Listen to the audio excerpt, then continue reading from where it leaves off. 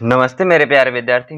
कैसे हो आप सब। हम उम्मीद करते हैं कि आप सब बहुत अच्छे होंगे और आप सबकी पढ़ाई लिखाई भी बहुत जोरों शोरों से चल रही होगी।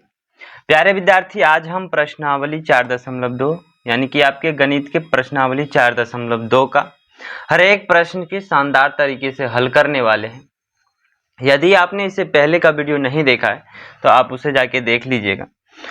तो बढ़ते हम पहले प्रश्न की ओर। उससे पहले यदि आपने अभी तक चैनल को लाइक नहीं किया है, चैनल को सब्सक्राइब नहीं किया है, तो प्लीज कर लीजिए और वीडियो को लाइक करके अपने दोस्तों तक शेयर कर दीजिए, क्योंकि हम आपके लिए एग्जाम में जो भी इम्पोर्टेंट चैप्टर है मैं उसका सॉल्यूशन करा रहा हूँ। इससे पहले आपके त्रिकोणमिति का सॉल्यूशन कंप्लीट करा चुका हूँ, ठीक है। और ये आपकी प्रश्नावली 4.2 है, जिससे पहले कि मैं 4.1 का पूरी सॉल्यूशन करा दिया। तो बढ़ते हैं पहले प्रश्न की ओर। कहता है कि गुणनखंड विधि से निम्न द्विघात समीकरणों के मूल ज्ञात कीजिए।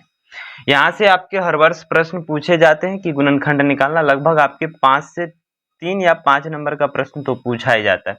कभी कभी 5 नंबर वाला प्रश्न यानी कि अति दीर्घ उत्तरीय प्रश्न में दे दिया जाता है, ठीक है। और ऑब्जेक्टिव में 1 से 2 प्रश्न ऐसे देखने को मिलते हैं, यानी कि मैं बात करूं तो 5 नंबर कम से कम तो यहाँ से आते ही आते हैं। तो कहता है कि गुणनखंड विधि से निम्न द्विघात समीकरणों के मूल ज्ञात कीजिए। अब मूल क्या होती है, यदि आपने पहले पढ़ रखा होगा तो आपको पता होगा। यदि कोई बच्चा पहली बार पढ़ रखा है तो मैं उसके लिए बता दूं कि मूल इस समीकरण में आप देख रहे हैं कि एक x है, या फिर दूसरे समीकरण में कोई और चर राशि भी हो सकता है। यानी कि यह x जो चर राशि है वह मूल जो होगा चर राशि यानी कि x का वह मान होगा जो वह समीकरण को संतुष्ट करेगा। यानी कि इसके बराबर में 0 दे रखा है, तो यहाँ पे x का वह कौन सा मान रखे कि इसकी इधर भी 0 आ जाए, ठीक है।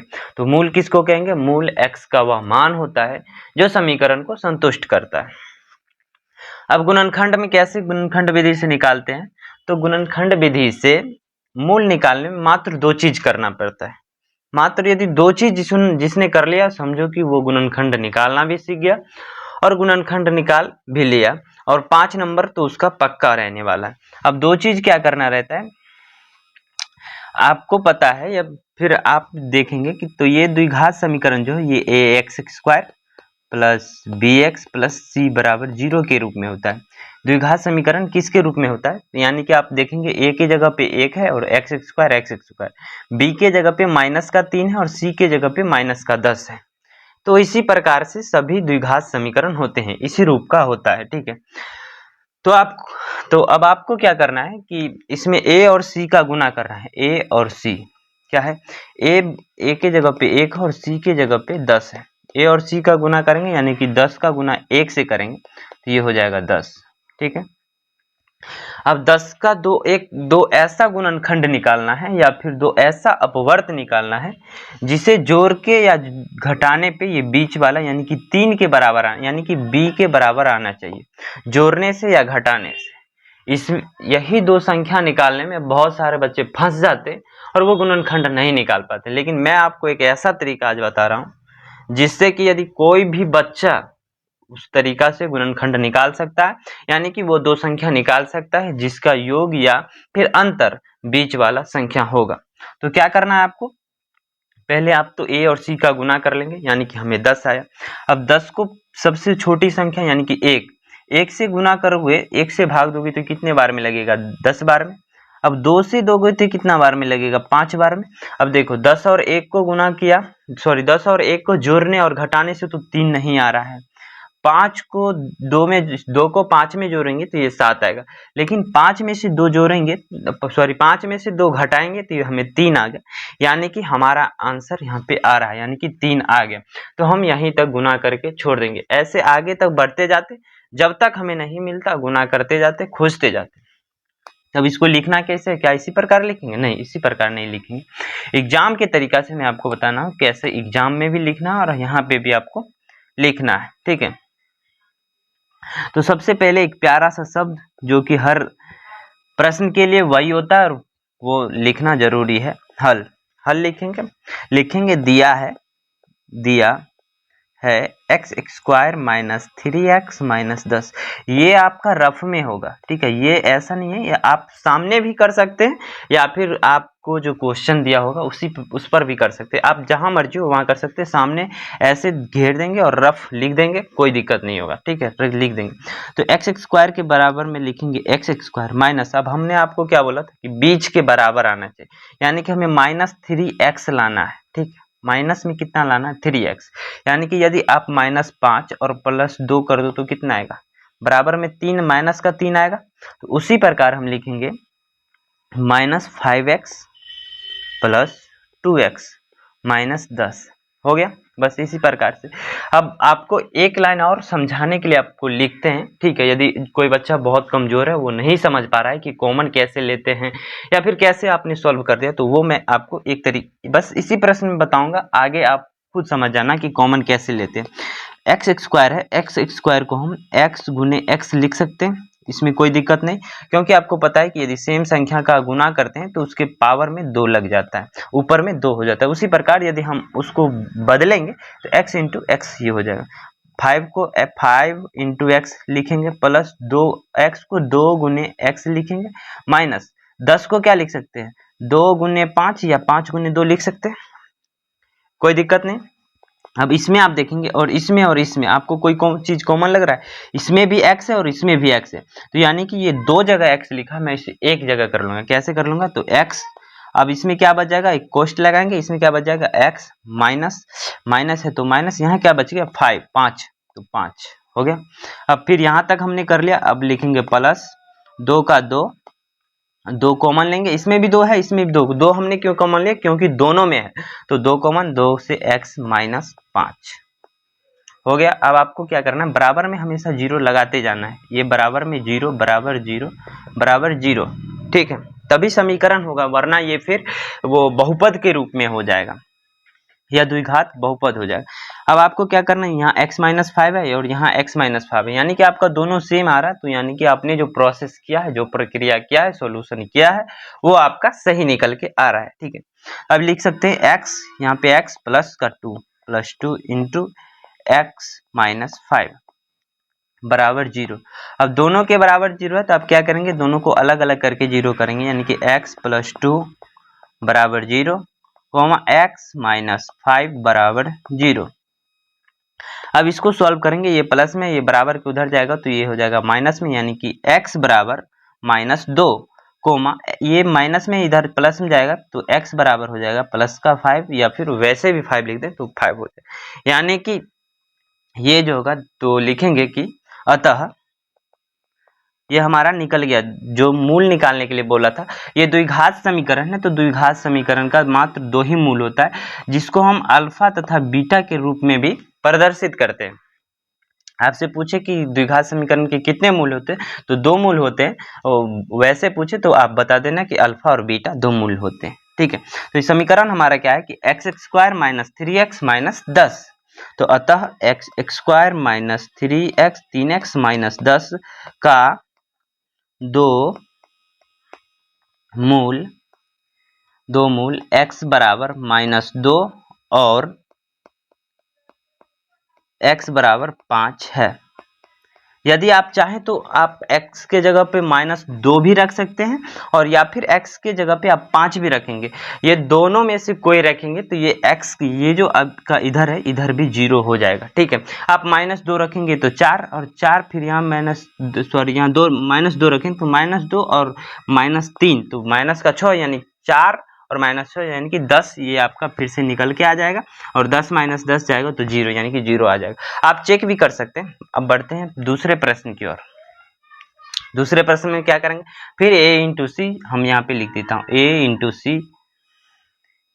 इंटू सी यानी कि 6 गुने 2, ठीक है, 6 गुने 2 बराबर का 12। अब 12 को हम किस किस से भाग देंगे, हमें क्या लाना है, एक के अंतर पे लाना है, यानी कि एक लाना है, या तो दोनों का अंतर एक होना चाहिए या फिर जोड़ एक होना चाहिए। आपको पता है तो जोड़ तो एक होगा नहीं, क्योंकि 1/2 या प्लस 1/2 या फिर बट्टा में लिखेंगे तभी होगा, तो जोड़ तो हो नहीं सकता है, अंतर ही आएगा, ठीक है। सोचने से मैं बता रहा हूँ, 1 गुने 2, 2 से लगाए, सॉरी 1 गुने 12 होगा, 1 से हम जब भाग देंगे तो 12 बार मिलेगा, 2 से देंगे तो 6 बार में, 3 से देंगे तो 4 बार, यानी कि 3 और 4 एक का अंतर है, यानी कि हमें जो संख्या खोजना था वह संख्या मिल गया। अब फिर से लिखेंगे हल। दिया है 2x square plus x minus 6 equal to 0 0 दिया है। अब इसको हम कैसे लिख सकते हैं, तो 2x स्क्वायर प्लस में आना है 4, तो यानी कि बड़ी वाली संख्या जो होगी प्लस में है, तो प्लस का 4x प्लस माइनस में होगा ना माइनस 3x, तभी तो एक का x आएगा, तो माइनस 3x माइनस 6 बराबर 0। अब दोनों में से हम क्या कॉमन ले सकते हैं, तो दोनों में से हम 2x कॉमन ले सकते हैं, तो 2x कॉमन लेंगे तो ये x प्लस इसमें से 2x मैंने कॉमन लिया तो 2 माइनस इसमें से क्या कॉमन ले सकते हैं, तो इसमें से सिर्फ 3 कॉमन ले सकते हैं, तो 3 से x बार में, यहाँ भी माइनस है और यहाँ भी माइनस हो, तो यानी कि अब भी माइनस लाने के लिए हमें माइनस के साथ प्लस का गुना करना है, यानी कि 3 प्लस 2, यानी कि माइनस यहाँ x प्लस 2 होगा, ठीक है, बराबर 0। तो ये हो जाएगा, आप ऐसा वाला साइन भी इधर लगाते जाना, ठीक है। ये हो जाएगा 2x माइनस 3, 2x माइनस 3 और x प्लस 2 बराबर का 0। अब इसको सॉल्व करेंगे तो 2x माइनस 3 बराबर 0, x प्लस 2 बराबर 0, ठीक है। तो इसका मान निकालेंगे जब हम x का, तो ये हो जाएगा 3/2, क्योंकि 3 माइनस में प्लस में जाएगा, ये गुना में ये बट्टा में जाएगा, ठीक है, कोमा ये x बराबर हो जाएगा -2। अब फिर ये निकल गया मूल, और ये मूल आपको नहीं विश्वास हो तो आप चेक कर लेना, या फिर एनसीईआरटी से ही प्रश्न लिया गया, तो आप एनसीईआरटी के उत्तरमाला में देख सकते हैं, यही आपका आंसर है। तो अब लिखेंगे कि अतः 2x square plus n plus x minus 6 बराबर 0 के दो मूल x बराबर 3/2 और x बराबर -2 है, ठीक है, समझ गए। अब बढ़ते हैं हम तीसरे प्रश्न की ओर। यह है √2x square plus 7x plus 5√2। अब बहुत सारे बच्चे इसे देख के ही घबरा गए होंगे कि ये √2 वाला है, तो इसे कैसे करें। कोई बात नहीं, रूट से रूट का गुना होता है, तो क्या करना है, a इंटू सी, यानी कि आपको जो करना है √2 गुने 5√2। अब √2 का गुना √2 से होगा, तो ये आपका 2 निकल के आएगा, √2 गुने √2 बराबर 2 होगा, आपको पता है। तो 5 गुने √2 का गुना √2, 2 गुने 2 बराबर 10। अब आपको क्या करना है कि 10 का ऐसा गुणनखंड खोजना है जिसका अंतर या योग बीच वाली संख्या यानी कि 7 आना चाहिए। अब क्या करेंगे, 10 को हम लिख सकते हैं 1 गुने 10, ठीक है। 2 से जब हम भाग देंगे तो 2 गुने 5 लिख सकते हैं। तो अब यहीं पे आप देखेंगे तो 2 और 5 यानी 2 और 5 को जोड़ेंगे तो 10 निकल जाएगा, यानी कि यही हमारा यहाँ पे आंसर आने वाला है, ठीक है। तो अब लिखेंगे हल, ठीक है, हल। फिर से हल लिखने के बाद लिखेंगे दिया है, क्या दिया है, √2 2x square plus 7x plus 5√2 बराबर 0, ठीक है। तो अब फिर से हम इसके पदों में लिखेंगे, 2 और 5 के रूप में 7x को लिखेंगे, तो ये लिखेंगे या √2x square plus 5x plus 2x plus 5√2, ये हो जाएगा। यहाँ तक समझने में कोई कठिनाई तो नहीं होगी। अब इसमें से क्या कॉमन लेंगे, आप देखेंगे तो यहाँ भी x कॉमन आ रहा है और यहाँ भी x कॉमन, ये लेंगे x कॉमन, तो x जब हम कॉमन लेंगे तो अंदर बच जाएगा √2x प्लस इसमें से x कॉमन लिया तो 5, ठीक है, प्लस यहाँ से भी हम कितना कॉमन ले सकते हैं, तो यहाँ से आप √2 कॉमन ले सकते हैं। कितना कॉमन ले सकते हैं, तो √2 कॉमन ले सकते हैं। जब हम √2 कॉमन लेंगे तो √2 से भाग देंगे तो ये भी हो जाएगा √2x प्लस 5√2 था तो √2 हमने कॉमन ले लिया तो ये बच जाएगा 5 बराबर का 0। अब आगे ये हो जाएगा x plus √2 into 2√x plus 5 बराबर 0, ठीक है। अब लिख सकते हैं इसको x प्लस √2 बराबर 0 कोमा √2x प्लस 5 बराबर 0, ठीक है। तो ये x का मान आ जाएगा माइनस का रूट 2 कोमा यहाँ पे आ जाएगा x बराबर 5 बट्टा माइनस में 5 होगा क्योंकि यहाँ पे प्लस में, तो ये माइनस में माइनस 5 बट्टा रूट 2। फिर आंसर निकल गया, तो फिर हम क्या लिखेंगे, अतः यहीं पे, हाँ, अतः root 2 x square plus 7x, root 2 x square plus 7x plus उसके बाद है 5 रूट 2, 5 रूट 2 का दोनों मूल्य क्रमशः, ऐसा भी लिख सकते हैं दो मूल्य या दोनों मूल्य क्रमशः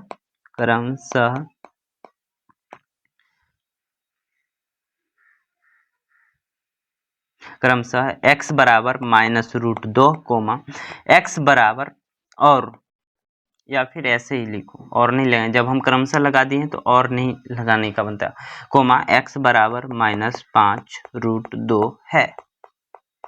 समझ गए। अब कहता है कि 2x square minus x plus 1/8 बराबर 0। यह लंगरा द्विघात समीकरण हुआ। लंगरा क्यों? क्योंकि ये बट्टा में है तो इसे हम लंगरा द्विघात समीकरण कहते हैं। तो इसको कैसे सॉल्व करेंगे, तो इससे पहले हमें इस समीकरण को सीधा करना होगा। कैसे सीधा करेंगे, तो पहले लिखते हैं हल। दिया है 2x square minus x plus 1/8 equal to 0, यानी कि 1/8 बराबर 0। अब हम क्या करेंगे कि सभी पदों में, यहाँ बट्टा में 8 है तो सभी पदों में हम 8 से गुना कर देंगे। क्या करेंगे, सभी पदों में हम 8 से गुना कर देंगे। लिखेंगे सभी पदों में 8 से गुना करने पर, सभी पदों में क्या करेंगे, 8 से गुना करेंगे। जब हम 8 से गुना करेंगे तो ये 8 दूनी 16x स्क्वायर हो जाएगा, माइनस इसमें 8 से हम गुना करेंगे तो 8x, और 1/8 गुने आप 8 करोगे तो ये कट जाएगा, यानी कि 1 आ जाएगा, प्लस का 1 बराबर 0। अब क्या करना है, अब पहले वाले जैसा ही समीकरण आ गया तो हमें a इंटू सी यानी कि 16 गुने 1 यानी कि 16, और 16 का हमें दो ऐसा अपवर्त या गुणनखंड खोजना जिसके योग या फिर अंतर 8 आना चाहिए, जिसका योग या फिर अंतर 8 आना चाहिए। तो अब हम क्या करेंगे, 1 से शुरू करेंगे, 1 गुने 16, 2 से लगाएंगे तो 2 गुने 8, 3 से लगाएंगे तो नहीं लगेगा, 4 से लगाएंगे तो 4 गुने 4, और 4 प्लस 4 करेंगे तो यही 8 आ जाएगा, यानी कि हमारा यही आंसर हो सकता है। ठीक, तो हो सकता नहीं, यही होगा। तो अब लिखेंगे 16x square minus 4x, minus में ही चाहिए तो दोनों को हम माइनस में ही रखेंगे, तो माइनस 4x प्लस 1 बराबर 0। ठीक है, अब इसको हम क्या लिख सकते हैं, तो दोनों में 4x कॉमन लेंगे, यहाँ भी 4x यहाँ भी 4x है तो 4x कॉमन लेंगे, 4। जब 4x इसमें से कॉमन लेंगे तो ये फिर से बच जाएगा 4x, यानी कि 4x और 4x को गुना करेंगे तो ये 16x स्क्वायर है। माइनस यहाँ से हमने 4x कॉमन ले लिया तो ये 1 बच जाएगा, और माइनस यहाँ से हमें x कॉमन लेना है। यहाँ से कितना कॉमन लेना है, तो x कॉमन लेंगे। जब हम x कॉमन लेंगे तो ये बच जाएगा 4, और x कॉमन नहीं लेना था, यहाँ से क्या कॉमन लेते, यहाँ से 1 कॉमन लेंगे। ना तो 4 कॉमन है ना तो x कॉमन है, यहाँ से हम क्या कॉमन लेंगे, तो यहाँ से हम 1 कॉमन लेंगे, तो 1 कॉमन लेंगे तो ये हो जाएगा 4x, माइनस में है तो यहाँ भी माइनस में लेंगे तभी प्लस में जाएगा, तो प्लस माइनस 1 बराबर 0। तो ये हो जाएगा 4x माइनस 1 गुने 4x माइनस 1। कहोगे सर ये तो दोनों सेम आ गया। हाँ, कभी कभी ऐसा होता है कि उसका दोनों मूल्य समान ही होता है। ठीक है, तो इसका जो आएगा वो दोनों मूल्य समान ही आएगा, इसको लिखेंगे 4x माइनस 1 बराबर 0, और यहाँ से 4x माइनस 1 बराबर 0। समझ गए। तो ये हो जाएगा x बराबर हो जाएगा 1/4, और ये भी हो जाएगा x बराबर, ये ऐसा है x बराबर 1/4। तो लिखेंगे अतः कितना है, 2x square minus x, 2x square minus x plus 1/8 के 2 मूल्य, मूल होगा मूल, दो मूल x बराबर 1/4, x बराबर 1/4 तथा x बराबर 1/4 है। समझ गए। अगला प्रश्न, ये पहला प्रश्न का लास्ट प्रश्न होने वाला है, पांचवा प्रश्न है। इसमें कहता है कि 100x² माइनस 20x प्लस 1 बराबर 0 है, तो इसका भी हमें मूल्य निकालना। जब a इंटू सी करेंगे तो ये भी 100 आएगा, और 100 का दो ऐसा गुणनखंड हमें खोजना है जो कि जोड़ के या घटा के 20 आना चाहिए। ठीक है, तो पहले लिखते हैं हल। दिया है 100x² माइनस 20x प्लस 1 बराबर 0। ठीक है, तो अब हम a इंटू सी करेंगे, इस एक से इसको हम देंगे भाग, तो 100 बार में लगेगा। 2 से देंगे तो 50 बार में, नहीं पूरा है 52, हमें 20 पुराना है। ठीक है, 3 से देंगे तो नहीं लगेगा, आपको पता है कि 100 में 3 से नहीं लगता। 4 से देंगे तो ये 25 बार में, 25 4 29, 25 में से 4 जाएगा 21, नहीं होगा। 5 से देंगे 20 बार में, 20 5 100, और 20 में से 20 5 25, और 20 में से 5 जाएगा तो 15, नहीं बच्चे।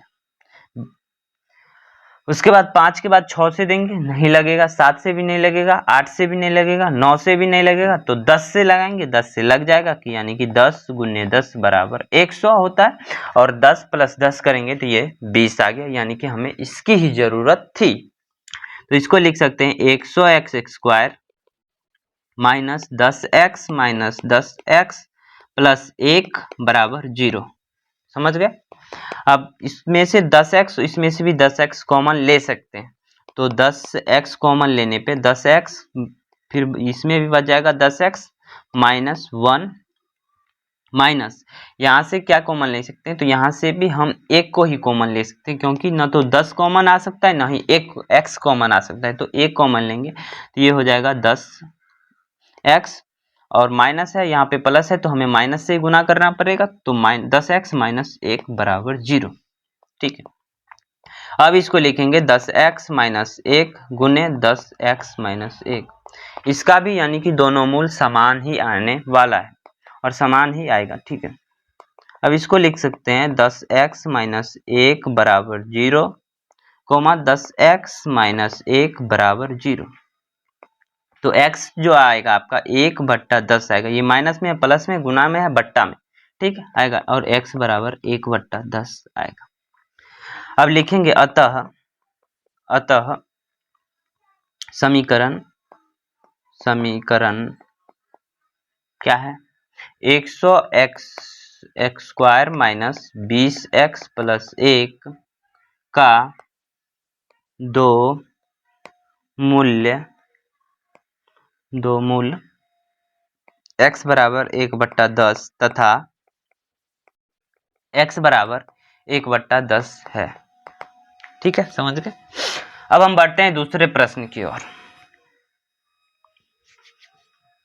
दूसरा प्रश्न कहता है कि उदाहरण 1 में दी गई समस्याओं को हल कीजिए, यानी कि हमें उदाहरण 1 देखना है, और उसमें जो समस्या यानी कि प्रश्न दी हुई है हमें उसको हल करना है, उससे हमें निकालना है। तो हमने यहाँ पे उदाहरण 1 ले रखा है, कहता है कि निम्न स्थितियों को गणितीय रूप में व्यक्त कीजिए। ये तो उदाहरण 1 यदि हम बनाते तब उसे गणितीय रूप में व्यक्त करके छोड़ देते, लेकिन हम 4.2 का दूसरा प्रश्न बना रहे, तो ये हमें हल भी करना होगा। ठीक है, तो चलिए हल करते हैं। उससे पहले एक प्यारा सा शब्द हल, 2 अक्षर का। कहता है कि जॉन और जीवंती के पास कुल 45 कंचे थे। ठीक है, 45 कंचे थे। अब उससे पहले मैं आपको यदि बताऊं कि आप 2 भाई हैं, ठीक है, 2 भाई में आपके पास यदि 5 रुपए है, 2 भाई को मिलाकर 5 रुपए है, तो एक के पास 3 रुपए है, तो दूसरे के पास कितना रुपए होगा। बोलोगी सर ये तो आसान है, 2 रुपए होंगे, लेकिन ये 2 रुपए कैसे आया, तो आपने यदि एक के पास 3 था तो टोटल 5 माइनस 3 किया, जो कि 2 के बराबर आया। तो इसी प्रकार हमने माना कि, मैं कुछ समझाना चाह रहा था इस उदाहरण से, माना कि जॉन के पास x कंचे हैं। जॉन के पास कितने कंचे हैं, जॉन के पास x कंचे है, तो यदि जॉन के पास x कंचे हो तो जीवंती के पास कितना होगा, यानी कि एक भाई के पास 3 था तो दूसरे के पास कितना था, टोटल -3। तो जीवंती के पास कितना होगा, तो जीवंती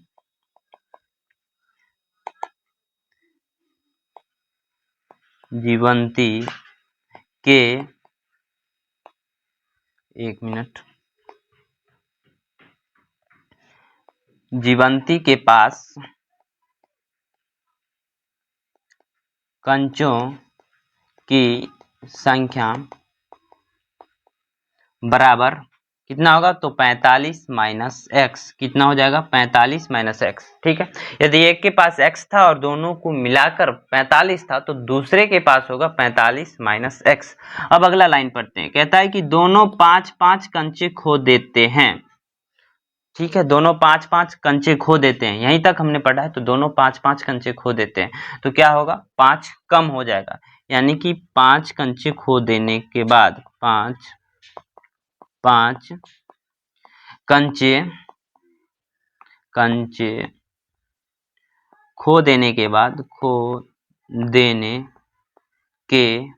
बाद जॉन के पास कितना होगा, तो जॉन के पास खो देने के बाद यहीं पे आप लिखो, खो देने के बाद कंचों की संख्या, एक बार ही लिखेंगे और काम निकल जाएगा। कंचों की संख्या जॉन के पास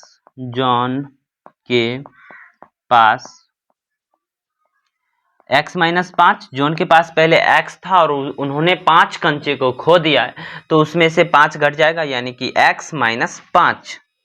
जीवंती के पास कितना होगा, जीवंती, नाम बहुत प्यारा सा है, जॉन जीवंती, दोनों भाई है ना। जॉन जीवंती के पास जितना था उसमें से भी 5 घट जाएगा, तो जीवंती के पास कितना था, 45 माइनस एक्स, इसमें से भी 5 घट जाएगा, यानी कि 5। ये हो जाएगा।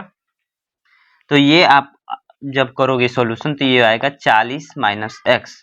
अब यहां तक हमने लाइन को पढ़ा था, यहां तक हमने पढ़ा था। अब यहां से, और उनके पास कंचों की संख्या का गुणनफल 124 है। ठीक है, कहता है कि अब उनके पास कंचों की संख्या का गुणनफल 124 है, यानी कि अब जो कंचा बचा है दोनों के पास, उस दोनों का गुणनफल जो है वो है कितना है, 124। ठीक है, यानी कि x माइनस, यहां लिखेंगे यानी x माइनस 5 गुने 40 माइनस एक्स बराबर 124। समझ गए आप। अब दोनों का गुना करेंगे तो x का गुना 40 से तो 40x, ठीक है, माइनस एक्स स्क्वायर, माइनस से 5 का गुना 40 से तो माइनस का 200, माइनस 5 गुने माइनस एक्स, यानी कि प्लस में 5x, प्लस 5x बराबर 124। ठीक है, अब ये माइनस में एक्स स्क्वायर है, इधर जाएगा। ठीक है, तो ये हो जाएगा प्लस का एक्स स्क्वायर। उसके बाद हम किसको लेंगे, तो x वाली संख्या, यानी कि ये माइनस प्लस में है तो ये माइनस में 40x, ये माइनस में है तो ये प्लस में प्लस 200, और ये माइनस में है तो सॉरी ये प्लस में है तो ये माइनस में 5, और ये 124 है माइनस में। ठीक है, यही होगा ना, ये माइनस में 5x होगा, 5 का गुना x से होगा, या तो प्लस में 5x होगा। जब प्लस 5x और प्लस 40x है तो ये यहाँ पे आपको 45x हो जाएगा। कितना हो जाएगा, 45x। ठीक है, ये कितना हो जाएगा आपको, यहाँ पे 45x होगा 200, और ये प्लस में है तो प्लस 124 बराबर 0, यानी कि ये समीकरण जो हमें निकल के आएगा ये x स्क्वायर माइनस 45x। ठीक है, x square minus 45x plus 200 plus 124 यानी कि 324 बराबर 0।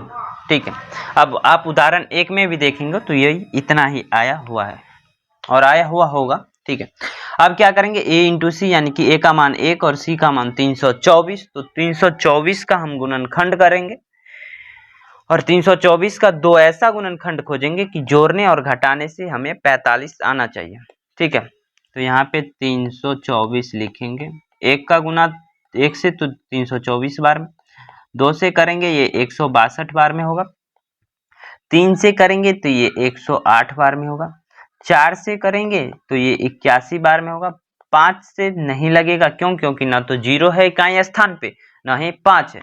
तो 6 से करेंगे तो 6 से लग जाएगा 54 बार में, 54 और 6 60 नहीं हो रहा है, 6 से भी नहीं हो रहा है।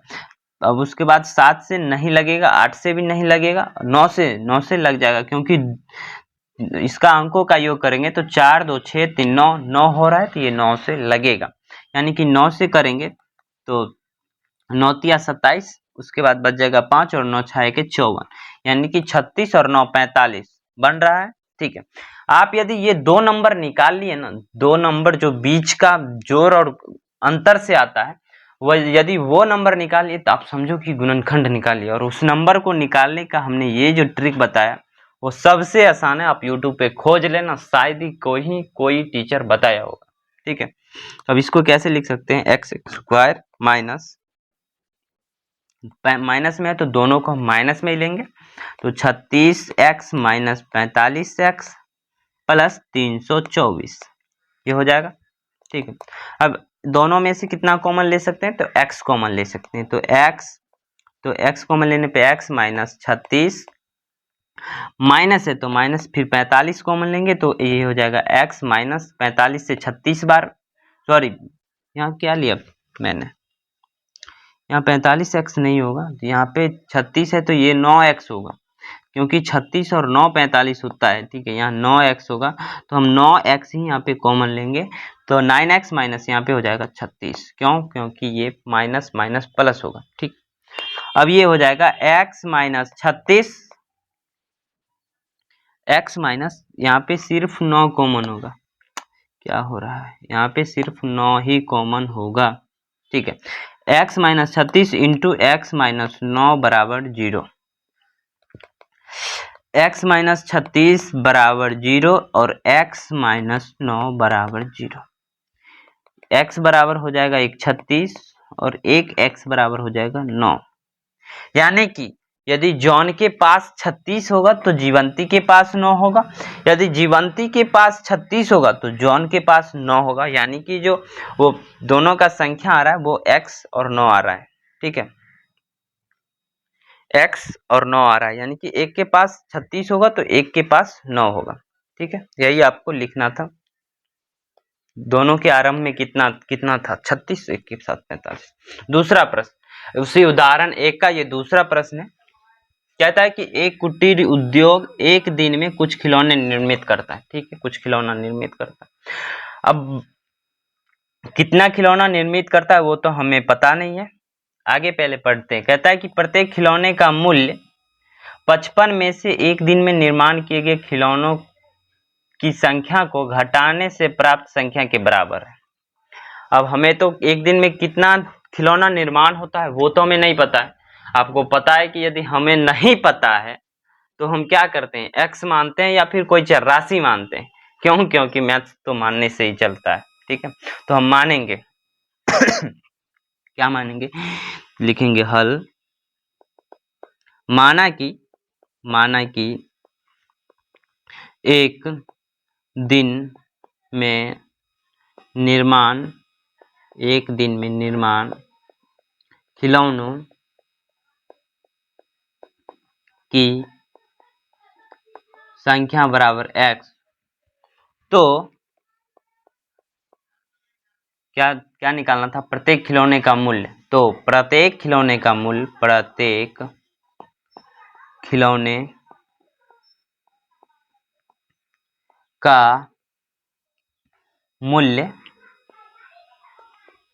कितना हो जाएगा, प्रत्येक खिलौने का मूल्य बराबर 55 माइनस एक्स। क्यों? आप प्रश्न में पढ़िए क्या कहता है कि प्रत्येक खिलौने का मूल्य, यहाँ पे लिखा प्रत्येक खिलौने का मूल्य 55 में से एक दिन में निर्माण की गई खिलौनों की संख्या घटाने से प्राप्त संख्या के बराबर। यानी कि 55 में से किसे घटाना था, जो एक दिन में निर्माण कितना होता है खिलौना, तो 55 माइनस एक्स। अब कहता है कि किसी एक दिन कुल निर्माण लागत 750 है, तो कुल निर्माण लागत कितना होता है कि यानी कि आपने मानो कि एक दिन में 5 खिलौना बनाया, ठीक है, और हर एक खिलौने का दाम 2 रुपया पड़ रहा है, तो आपने कुल कितना निर्माण लागत लगा, तो इसको दोनों को गुना किया, 5 × 2 = 10। तो यानी कि हमें जो है इन दोनों का गुना करना है, जो कि 750 के बराबर आएगा। ठीक है, तो लिखेंगे यहाँ पे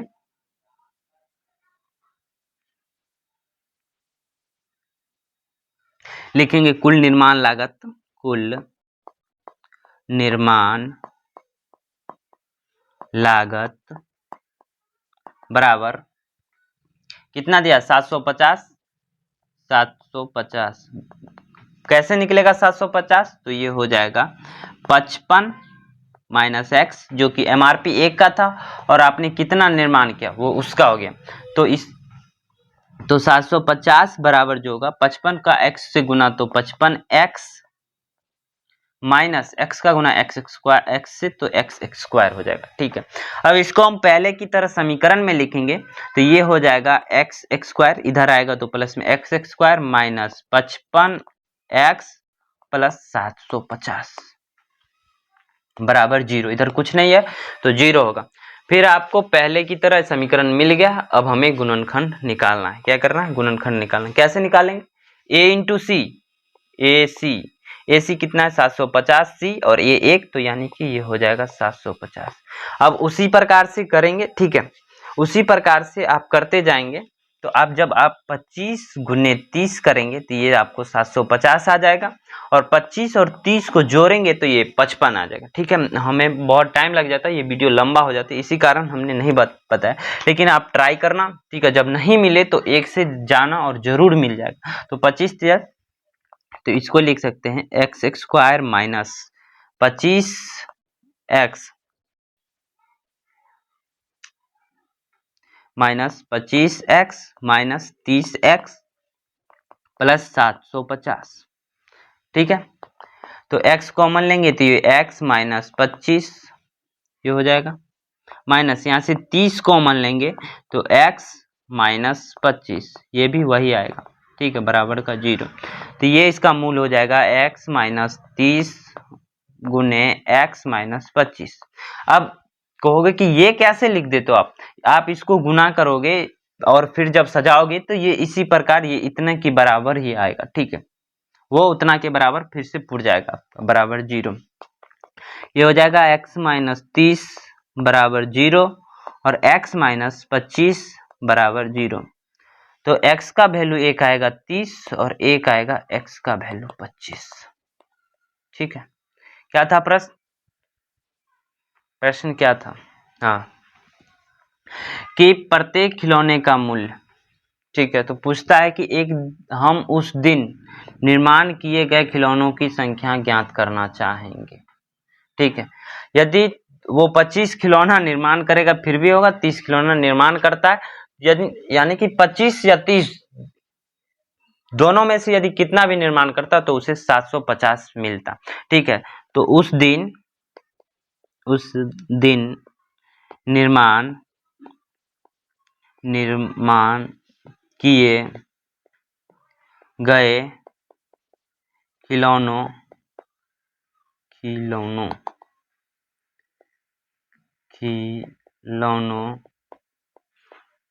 की संख्या बराबर 25 या 30 होगा। ठीक है, आप एनसीईआरटी में भी मिला लेना, आपका आंसर मिल जाएगा। अगले प्रश्न की ओर बढ़ते हैं। ये तीसरा प्रश्न होने वाला है इस प्रश्नावली का। कहता है कि यदि ऐसी दो संख्याओं ज्ञात कीजिए जिनका योग 27 हो और गुणनफल क्या होना चाहिए, 182 होना चाहिए। ये तीसरा प्रश्न है। कहता है कि ऐसी दो संख्या ज्ञात कीजिए जिनका योग 27 होना चाहिए और गुणनफल जो है वो 182 होना चाहिए। ठीक है, तो इससे पहले मैंने आपको इससे ठीक पहले वाली संख्या में बताया, माना कि एक संख्या x है तो दूसरी संख्या क्या होगा, तो दूसरी संख्या बराबर 45 माइनस x होगा। ठीक है, क्योंकि यदि दोनों का योग 5 है मानो और उसमें से एक 3 है, तो दूसरा संख्या जो होगा वो 5 माइनस 3 के बराबर होगा, यानी कि 2 होगा। ठीक है, उसी प्रकार से हमने लिखा कि यदि एक x है, ये 45 लिख दिया हमने, यहाँ पे 27 होगा। यदि एक x है और दोनों का योग 27 है, तो दूसरी संख्या जो होगी वो 27 माइनस x के बराबर होगा। ठीक है, तो कहता है कि और दोनों का गुणनफल 182 होना चाहिए, यानी कि 27 माइनस x गुने x बराबर 182, ये हो जाएगा। अब हम इसका गुना करेंगे तो ये 27x माइनस एक्स स्क्वायर बराबर 182। ठीक है, अब इसको आप उधर से इधर करेंगे, बदलेंगे तो ये हो जाएगा आपका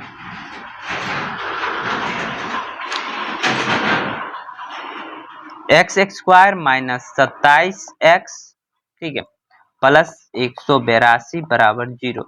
अब क्या करना है कि आपको 182 का दो ऐसा गुणनखंड खोजना है जो योग करके या अंतर करके 27 के बराबर आना चाहिए। ठीक, तो अब आप 182 एक से करोगे तो 182 बार में, 2 से लगाओगे तो ये 9 9 दूना 18 और 91 बार में, 3 से लगेगा 6 काट, 3 से नहीं लगेगा। उसके बाद आपका लगेगा 13 से। ठीक है, 13 से लगेगा, हाँ 13 से 13 कम 13 बच जाएगा 5 और 13 चौके 12, 13 से ये 14 बार में लगेगा और 13 और 14 को जोड़ने से हमें 27 मिलता है, यानी कि यही संख्या होगा। तो इसको लिखेंगे x square minus 13x minus 14x plus 182 बराबर 0, ये होगा। अब इसमें से x कॉमन लेंगे तो x माइनस 13, ठीक है, इसमें से हमें 14 कॉमन लेंगे तो x, क्योंकि 14 ही कॉमन दोनों में बचता है इसीलिए हम 14 कॉमन ले रहे हैं। ठीक है, ये माइनस 13 बराबर 0। अब दोनों को अलग अलग लिखेंगे, यानी कि x माइनस 13 बराबर 0 और x माइनस 14 बराबर 0। ठीक है, तो ये हो जाएगा x बराबर 13 कोमा x बराबर 14, यानी कि यदि आपको एक संख्या 13 होगा तो दूसरी संख्या 14 होगी और ये दोनों संख्या होगी, यानी कि दोनों संख्या बराबर 13 कोमा 14 है। कितना है, तो एक संख्या 13 है तो दूसरी संख्या 14 है। अब अगले प्रश्न की ओर बढ़ते हैं। दो क्रमागत धनात्मक पूर्णांक ज्ञात कीजिए जिनके वर्गों का योग 365 है। ठीक है, लिखेंगे हल। माना कि एक धनात्मक पूर्णांक x है।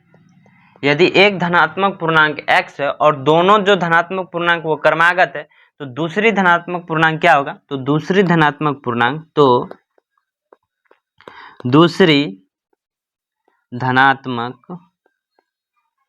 पूर्णांक बराबर x प्लस 1। ठीक है, अब कहता है कि जिनके वर्गों का योग 365 है, यानी कि x square plus x plus 1 का जो स्क्वायर होगा वो किसके बराबर होगा, तो 365 के बराबर। ठीक है, अब इसको लिख सकते हैं कि x square plus x plus 1 का होल स्क्वायर, यानी कि x square plus 1 plus 2x बराबर 365।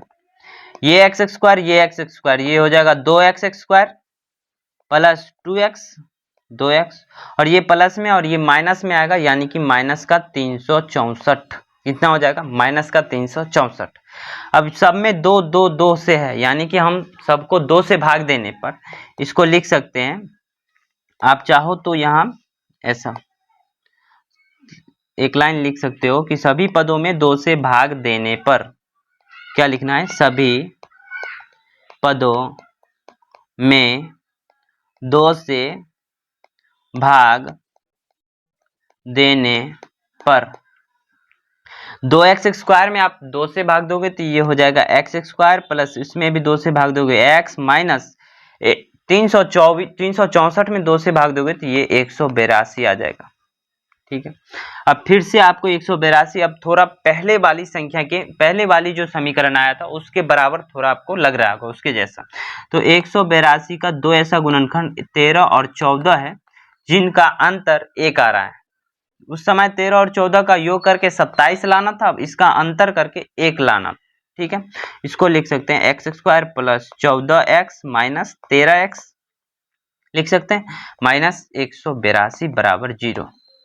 ठीक है, अब x कॉमन इसमें से ले सकते हैं, x तो ये हो जाएगा x प्लस 14 माइनस इसमें से 13 कॉमन लेंगे तो x माइनस फिर से x यहाँ पे प्लस है तो सॉरी यहाँ पे माइनस हो, यहाँ भी माइनस हो तो माइनस फिर प्लस करेंगे तभी हमें माइनस में आएगा, तो प्लस 14 बराबर 0। यानी कि ये हो जाएगा x minus 13 into x plus 14 बराबर 0। यहाँ से आएगा x बराबर 13, ऐसा एक लाइन छोड़ दिया हमने, आप चाहो तो छोड़ के भी लिख सकते हो लेकिन मैं लिख दे रहा हूँ x बराबर 13, x माइनस 13 बराबर 0, कोमा x प्लस 14 बराबर 0। तो ये हो जाएगा आपका x बराबर 13 कोमा x बराबर माइनस 14। ठीक है, तो आपको पता है कि यहाँ पे ये धनात्मक पूर्णांक बोल रहा है, क्या बोल रहा है कि दो क्रमागत धनात्मक पूर्णांक, यानी कि x का मान माइनस 13 हो नहीं सकता। ठीक है, तो धनात्मक पूर्णांक क्या होगा, एक तो 13 होगा और एक 14 होगा, तो दोनों धनात्मक पूर्णांक 13 और 14 हैं। ठीक है, दोनों धनात्मक पूर्णांक कौन है, तो 13 और 14 है। अब बढ़ते हैं हम अगले प्रश्न की ओर। ये 5वां प्रश्न है, कहता है कि एक समकोण त्रिभुज की ऊंचाई इसके आधार से 7 सेंटीमीटर कम है। ठीक है, और यदि कर्ण 13 सेंटीमीटर का है हो तो अन्य दो भुजाएं ज्ञात कीजिए। ठीक है, लिखेंगे हल, उससे पहले एक हम समकोण त्रिभुज बनाएंगे। ठीक है, क्या बनाएंगे, एक समकोण त्रिभुज बनाएंगे। ठीक है, ये समकोण होगा, ये 90 डिग्री होगा और ये आपका कर्ण होगा, तो ये 13 सेंटीमीटर दिया है। कहता है कि ये मानते हैं ये आपका आधार है, ये आधार है, और तो ये ऊंचाई होगा। कहता है कि ऊंचाई आधार से 7 सेंटीमीटर कम है, यानी कि यदि आधार x है तो ऊंचाई कितना हो जाएगा, x माइनस 7। यदि आधार x है तो ऊंचाई कितना हो जाएगा, x माइनस 7।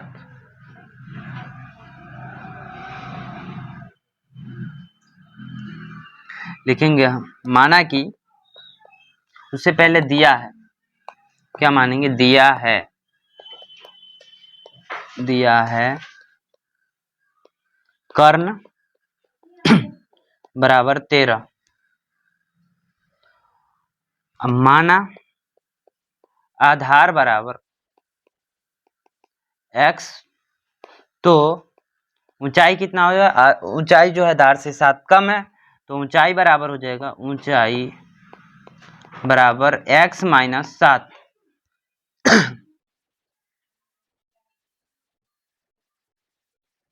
ऊंचाई बराबर हो जाएगा x माइनस 7। तो अब हम क्या करेंगे, यहाँ आपको पता है कि समकोण त्रिभुज में पाइथागोरस प्रमेय लगता है, और पाइथागोरस प्रमेय क्या होता है, तो पाइथागोरस प्रमेय से यहाँ पे भी हम पाइथागोरस प्रमेय लगाएंगे। पाइथागोरस प्रमेय से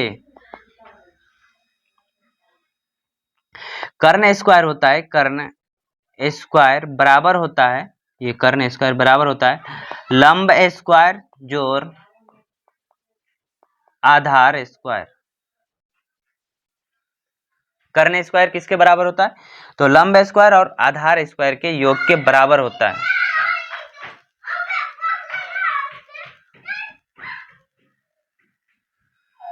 तो कर्ण का मान कितना है, 13, तो 13 का स्क्वायर बराबर लंब कितना है, तो x माइनस 7 का स्क्वायर प्लस आधार कितना है, तो x स्क्वायर। ठीक है, ये हो जाए, तो 13 का स्क्वायर हो जाएगा 169 बराबर x स्क्वायर, x माइनस 7 का square x square plus 49 minus 2 ab, यानी कि 2 7 7 दूनी 14x माइनस का 14x प्लस x स्क्वायर, ये हो जाएगा। अब हम इसको सॉल्व करेंगे, तो ये आएगा 169 बराबर एक्स स्क्वायर, यहाँ पे भी ये हो जाएगा 2x स्क्वायर प्लस 49, या फिर इस 49 को क्या करो आप, इस 49 को इधर लिख दो, यानी कि आप 169 माइनस 49 बराबर 49 उधर चला गया, तो ये प्लस माइनस में 14x होगा, कितना हो जाएगा -14x। ठीक है, अभी इसको इधर ले जाएंगे, ये इसका अंतर करेंगे तो ये हो जाएगा 120 बराबर 2x स्क्वायर माइनस 14x, ये हो जाएगा। तो इसको लिख सकते हैं 2x square minus 14x minus 120 बराबर 0। ठीक, अब फिर से हम 2 से सभी पदों में भाग देंगे, 2 से भाग देंगे तो इसको हम लिख सकते हैं x square minus 7x minus 60 बराबर 0। फिर से हम क्या करेंगे, 60 का दो ऐसा गुणनखंड खोजेंगे जो कि जिसका योग या फिर अंतर 7 होना चाहिए, जिसका योग या फिर अंतर 7 होना चाहिए। तो 60 में आप देंगे तो 1 से 60 बार में, 2 से 30 बार में, 3 से 20 बार में, 4 से 15 बार में, 15 4 19 नहीं पुर रहा है, न तो अंतर पुर रहा है, 4 से 15 बार में 5 से देंगे, 5 से लगेगा, रुक जाओ 5 से देंगे तो ये 12 बार में लगेगा, और इसका अंतर 12 माइनस 5 करेंगे तो ये 7 आएगा, यानी कि यही आपका आंसर होने वाला है। 12 माइनस 5 करने पे 7, यानी कि यही होगा। तो इसको लिख सकते हैं कि x square minus 12x minus नहीं, ये प्लस में होगा क्योंकि 7 चाहिए, तो प्लस 5x माइनस 60 बराबर 0। ठीक है, इसको लिख सकते हैं x कॉमन लेंगे तो x माइनस 12 प्लस 5 कॉमन लेने पे x माइनस 12, ये भी होगा बराबर 0। फिर से x माइनस 12 गुने x प्लस 5 बराबर 0। ठीक है, लिखेंगे x माइनस 12 बराबर 0 कोमा x प्लस 5 बराबर 0। तो एक x का मान आपका आएगा 12 और दूसरा x का मान आएगा 5, सॉरी माइनस में 5 आएगा। और आपको पता है कि जो त्रिभुज की जो भुजाओं की लंबाई होती है वो कभी ऋणात्मक में नहीं हो सकता, तो इसलिए x बराबर होगा 12। यानी कि आपसे क्या पूछ रहा है तो त्रिभुज की आधार बराबर, आधार को ही हमने x माना था, तो आधार बराबर x बराबर 5 कोमा ऊंचाई बराबर x माइनस 7 बराबर 12 माइनस 7 बराबर 5। ठीक है, लिख देंगे। अब ये 5वां प्रश्न भी हो गया। अब हम 6ठे प्रश्न की ओर बढ़ते हैं, ये और यह इस प्रश्नावली का लास्ट प्रश्न है। ठीक है, जिसे आपने बहुत शानदार तरीके से हल किया और आपने भी देखा और आप भी खुद हल किए होंगे। इसके बाद आप फिर से आप खुद से हल कीजिएगा, बहुत आसान लगेगा। कहता है कि एक कुटीर उद्योग एक दिन में कुछ बर्तनों का निर्माण करता है। जब भी कुछ दिन आ गया, यानी कि हमें ना कुछ तो मानना ही होगा। कुछ दिन यानी कि सॉरी कुछ बर्तन आ गए, तो कहता है कि एक कुटीर उद्योग एक दिन में कुछ बर्तनों का निर्माण करता है। एक विशेष दिन यह देखा गया कि प्रत्येक नग की निर्माण लागत उस दिन निर्माण किए गए बर्तनों की संख्या के दोगुने से 3 अधिक है।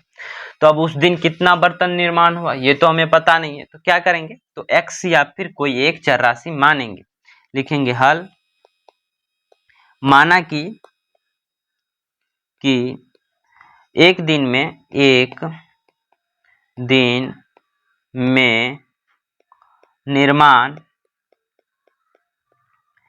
किए गए बर्तनों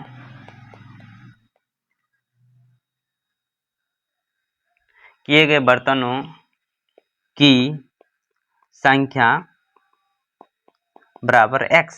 ठीक है, तो एक नग के निर्माण में क्या कहता है कि प्रत्येक नग की निर्माण लागत उस दिन निर्माण किए गए बर्तनों की संख्या के दोगुने से 3 अधिक है। तो प्रत्येक नग की लागत बराबर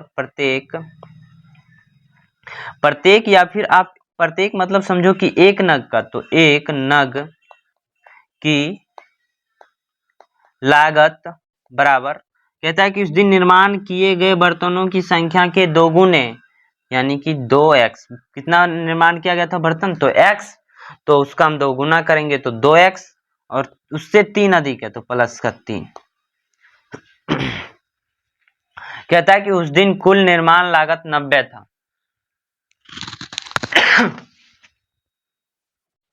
तो कुल निर्माण लागत कैसे निकालते हैं, तो एक नग का जितना निर्माण लागत होता है वो गुना जितना सामान निर्माण किया जाता है वो, तो ये हो जाएगा 2x प्लस 3 इंटू कितना x, यानी कि यहाँ पे लिख सकते हैं आप कुल निर्माण लागत बराबर, ठीक है, कुल निर्माण लागत बराबर 2x प्लस 3 गुने x बराबर कितना हो जाएगा 90 था। ठीक है, अब इसको हम गुना करेंगे, ये हो जाएगा 2x स्क्वायर प्लस 3x बराबर 90। ठीक है, ये इधर आएगा तो 2x square plus 3x minus 90 बराबर 0। अब 90 का भी हमें 90 नहीं 90 दूनी 180 ऐसी करना था ना अभी, तो 90 दूना 180 का दो ऐसा गुणनखंड खोजना है जिसके बीच मात्र 3 का अंतर होना चाहिए या फिर जोड़ करके 3 आना चाहिए। तो जोड़ने से तो 3 आएगा नहीं, यानी कि वो अंतर ही आएगा जिससे कि जिसका 3 होगा। तो आप 1 2 3 4 से ट्राई करना। आप जब 12 पे जाओगे तो ये 12 से ये 15 बार में लगेगा, और 12 और 15 को गुना करने से 180 आता है, यही आपका। और 15 में से जब आप 12 घटाएंगे तो 3 आएगा जिसका हमें जरूरत था। ठीक है, तो लिख सकते हैं कि 2x square plus 15x minus 12x minus 90 बराबर 0। ठीक है, क्या होगा, तो 2x square plus 15x minus 12x minus 90 बराबर 0 लिख सकते हैं। अब हम क्या करेंगे, इसमें से सभी में से कॉमन लेंगे, तो इसमें से सिर्फ x ही कॉमन दोनों में से आ सकता है, तो x कॉमन लेने पे ये हो जाएगा 2x प्लस 15 माइनस यहां से क्या कॉमन लेंगे, तो यहां से हम कॉमन ले सकते हैं, कितना कॉमन ले सकते हैं 15। आप ऐसा लिखो इस समीकरण को, मैं बताता हूं, ऐसा भी समीकरण को लिख सकते हैं जिससे कि बहुत आसानी होगा। 2x square minus 12x plus 15x ये हो जाएगा माइनस 90, ऐसा लिख सकते हैं। हमने कुछ नहीं किया, आगे पीछे कर दिया। ठीक है, कभी कभी आपको इसका भी जरूरत पड़ सकता है, आगे पीछे करने का भी। ठीक है, आप हो सकता है कि आगे पीछे नहीं भी करना पड़े। कोई बच्चा यदि पहले ही माइनस का 12x लिख देता तो उसे आगे पीछे करने की जरूरत नहीं होती, और हमने क्यों किया है आगे पीछे वो भी आप देख सकते हैं। तो यहाँ से क्या कॉमन ले सकते हैं, यहाँ से 2x अब कॉमन ले सकते हैं, तब x कॉमन आ रहा था, अभी 2x कॉमन आ रहा है, तो ये 2x से x बार में माइनस 2 से 6 बार में 2 6 के 12x प्लस, तो प्लस 15 है तो 15 कॉमन ले सकते हैं। अब यहाँ पे 15 कॉमन ले सकते हैं, वहां पे क्या बच रहा था, एक ही बच रहा था कॉमन लेने के, तो 15x माइनस 15 से 6 बार में तो 90, यहाँ पे प्लस है तो यहाँ पे माइनस ही होगा, 15 6 के 90, 15 6 के 90 ये हो जाएगा। तो ये आपका निकल के आएगा 2x प्लस 15 गुने x माइनस 6 बराबर का 0, यहाँ पे भी बराबर का 0। ठीक है, तो इसको लिख सकते हैं 2x प्लस 15 बराबर 0 कोमा x माइनस 6 बराबर 0, x माइनस 6 बराबर 0। ठीक है, तो ये जो x का मान आएगा ये आएगा x बराबर माइनस 15 बट्टा 2, और ये x बराबर होगा 6। ठीक है, तो हमें क्या निकालना था उस हिसाब से देखेंगे कि हमें क्या निकल सकता है। कहता है कि तो निर्मित बर्तनों की संख्या और प्रत्येक नग की लागत निकालना है। निर्मित बर्तनों की संख्या भी निकालना है और प्रत्येक नग की लागत भी निकालना है। आपको पता है कि बर्तनों की संख्या यानी कि जो निर्माण किया गया बर्तन की संख्या है वो कभी माइनस में नहीं हो सकता, यानी कि ऋणात्मक नहीं हो सकता। तो बर्तनों की संख्या क्या होगा? तो बर्तनों की संख्या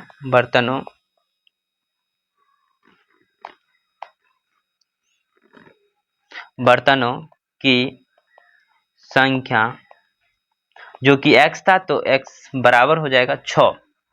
और ये क्या था? प्रत्येक नग की लागत, यहाँ पे प्रत्येक नग की लागत, तो प्रत्येक नग का लागत बराबर प्रत्येक नग की लागत बराबर कितना था? तो 2x प्लस 3 था। कितना था? तो 2x प्लस 3। अभी आपको मैं दिखाता हूं कितना था। 2x प्रत्येक नग की लागत 2x प्लस 3, तो हम 2 गुना करेंगे तो 6 दूना 12 प्लस का 3 15, एक नग की लागत 15। यही हमारा आंसर हो सकता है और है। ठीक है, तो ये आपका 4.2 भी आज पूरा खत्म हो गया। हमने देखा कि आपने हर एक प्रश्न की कैसे शानदार तरीके से हल सिखाया आपको, और आपने भी सीखा होगा। आप, हमें उम्मीद है कि यदि एग्जाम में इससे प्रश्न आता है तो आप बहुत अच्छे तरीके से वहां भी शानदार तरीके से बनाएंगे और आपको पूरे के पूरे नंबर मिलेंगे। गुणनखंड निकालने में सबसे बड़ी चीज जो होती है कि यानी कि दोनों साइड वाला को गुना करके दो ऐसा गुणनखंड निकालना होता है जो कि उसका अंतर या फिर योग बीच वाला संख्या होता है। तो वो निकालना हमने बहुत आपको आसानी तरीके से सिखा दिया। तो मिलते हैं फिर से अगले वीडियो में। यदि आपको यह वीडियो अच्छी लगे तो चैनल को लाइक करके सब्सक्राइब कर लेना। धन्यवाद।